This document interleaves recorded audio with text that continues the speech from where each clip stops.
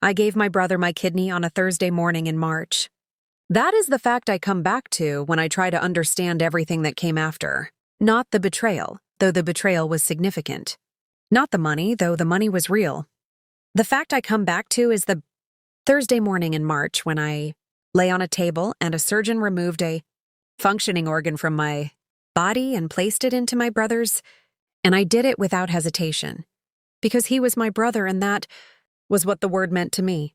I come back to that fact and I hold it alongside the other facts, and I try to understand how both things can be true at the same time. I have not found a way to make them fit together yet. I am not sure I ever will. My name is Claire Ashton. I am 34 years old. I am a freelance architect, which means I design spaces for people to live and work in, and I think carefully about how a room makes a person feel and what it means for a space to be built around the people inside it, rather than the other way around. I work from home. I have done so for 7 years. I am precise and organized, and I have always been, as my mother used to say when I was young, the one who thinks things through. My brother's name is Daniel. He is 3 years older than me. He was diagnosed with kidney disease at 29. By 32, the disease had progressed to the point where he needed a transplant. The waiting list was long. The odds of a matched donor appearing in time were not good. I was tested. I was a match. I did not deliberate for long. Daniel was my brother. He was 32 years old. He had a wife named Petra and a daughter named Isla, who was 4 and who called me Auntie Claire and brought me drawings of houses because she knew I liked buildings. He had a life that needed to continue. I said yes within the week. The surgery was scheduled for 3 months later. In those 3 months, I arranged my work around the recovery timeline, spoke to my clients, restructured my project schedule, and made sure that everything that needed to be in order was in order. I did this quietly and without making it a larger thing than it needed to be. My parents were grateful in the way parents are. Grateful when one child does something significant for another. My mother cried. My father shook my hand, which was his version of crying.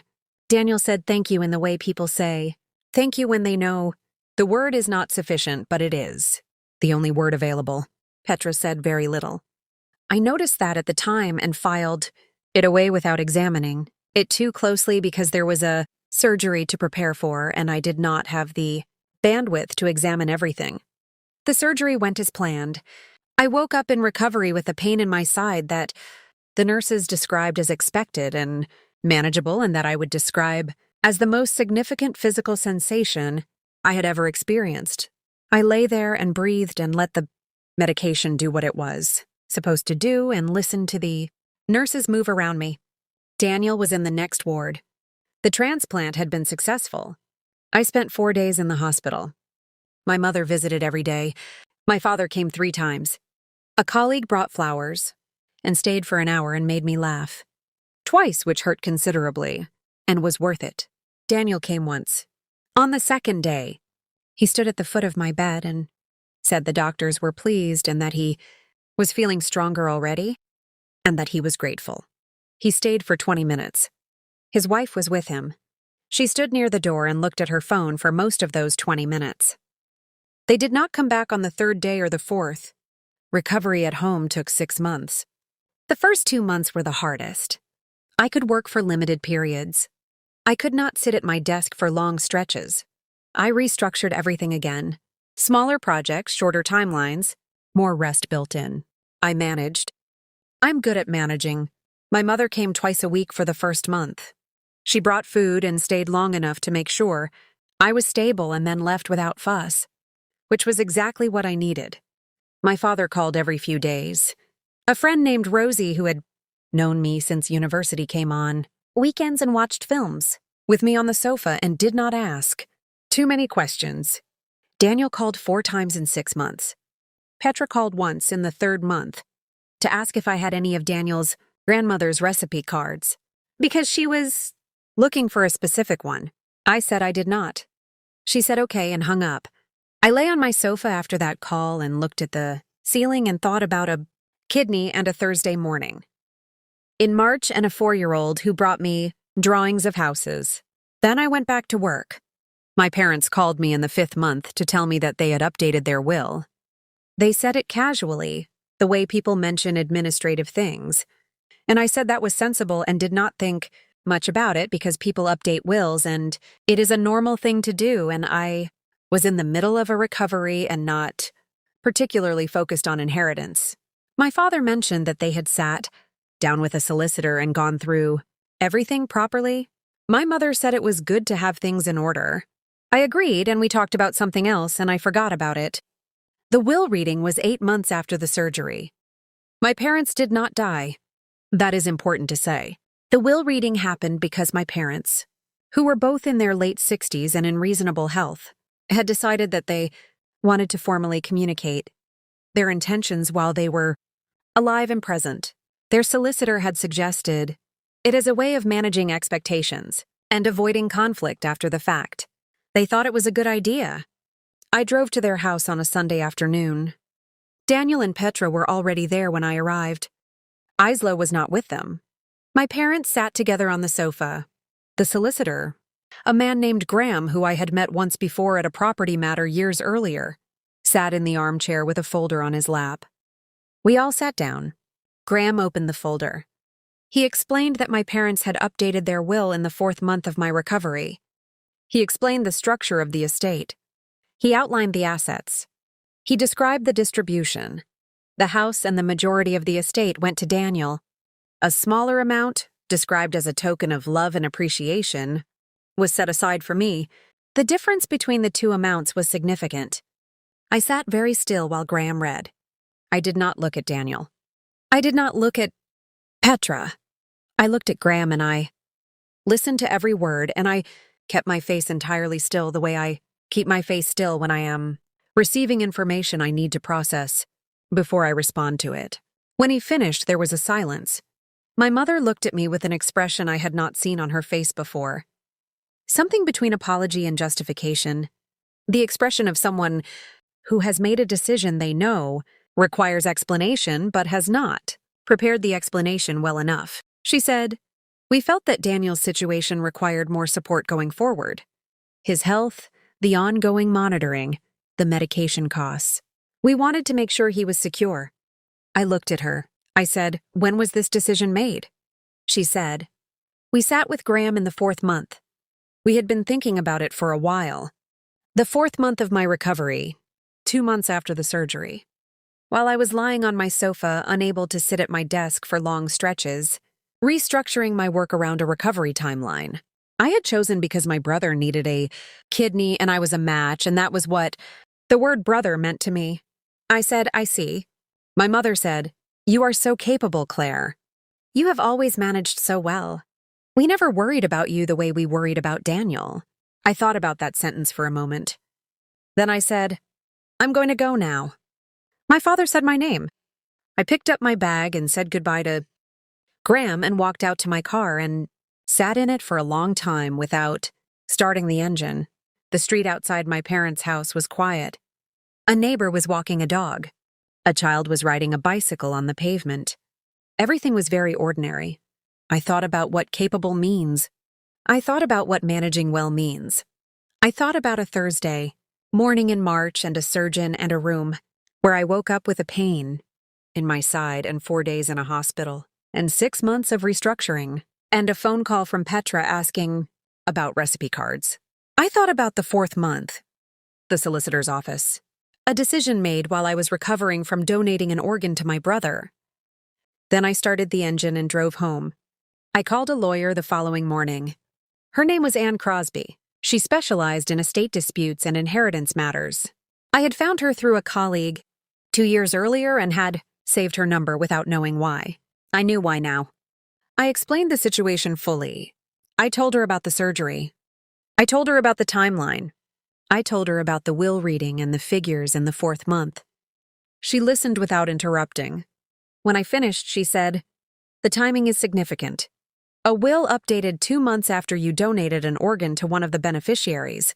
During your recovery period, after conversations that we would need to establish who initiated and what was said. This raises a question of undue influence." "Explain that," I said. "Undue influence in a will context," she said, means that the testators, your parents, were subject to pressure or manipulation that overrode their independent judgment when making decisions about the distribution of their estate. It does not require proof of malicious intent.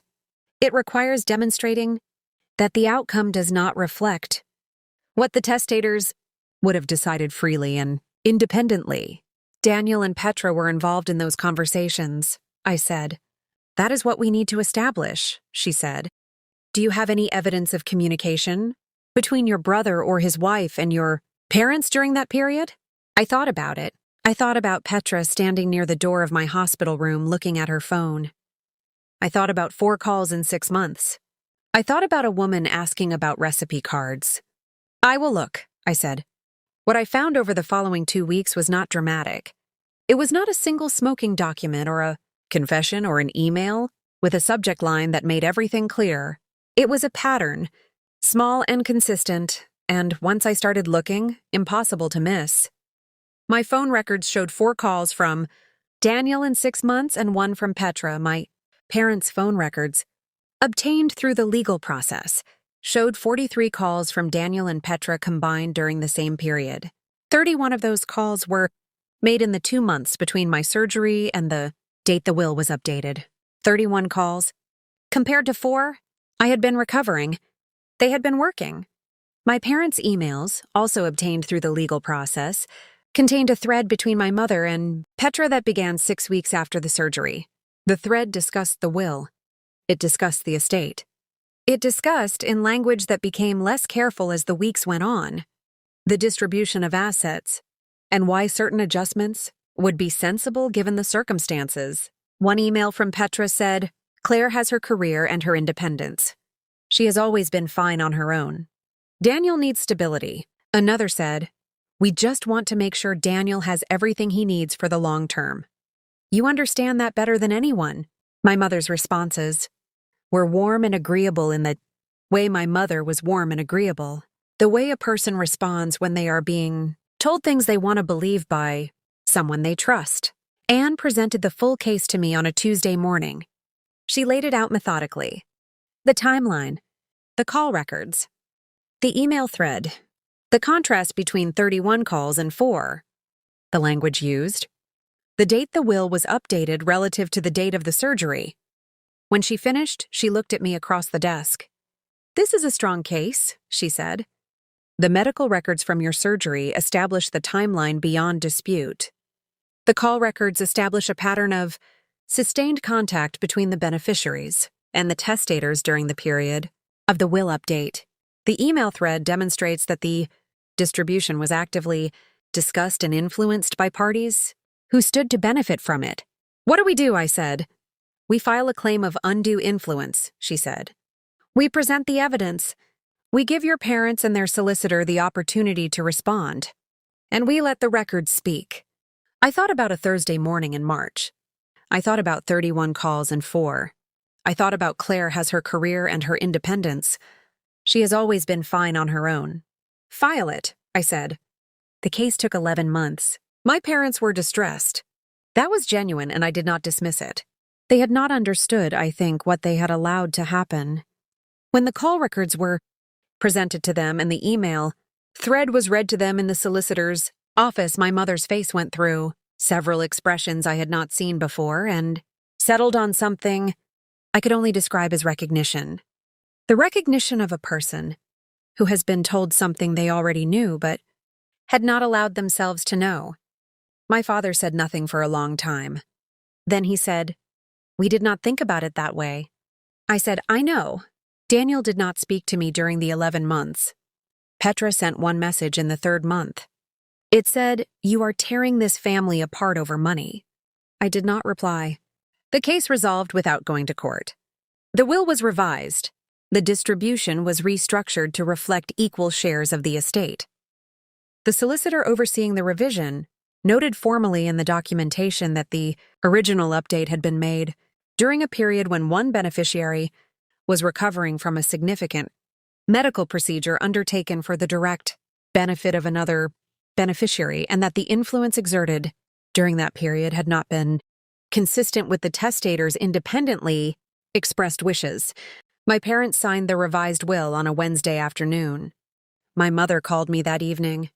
Her voice was different from any version of it I had heard before, quieter, the way a voice gets when something has shifted in the person it belongs to and has not shifted back yet. She said, "I am sorry, Claire." I said, "I know." She said, "I did not understand what we were doing. I think I did not want to understand." I said, "I know that too." We were quiet for a moment. Then she said, "How are you feeling?" "Your side. Is it still difficult?" "Less than it was," I said. "It is getting better." "Good," she said. "That is good." We talked for a while after that. Not about the will or the case or the 11 months. About other things. Small things.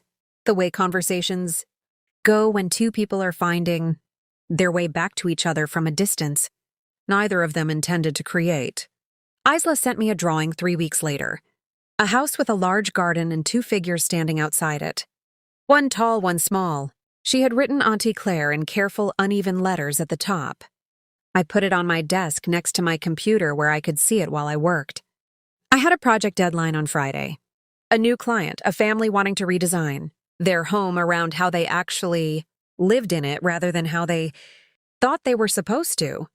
It was the kind of project I liked best. I sat at my desk and opened the file. Outside, the light was good. I had work to do, and I was, as I had always been, entirely capable of doing it.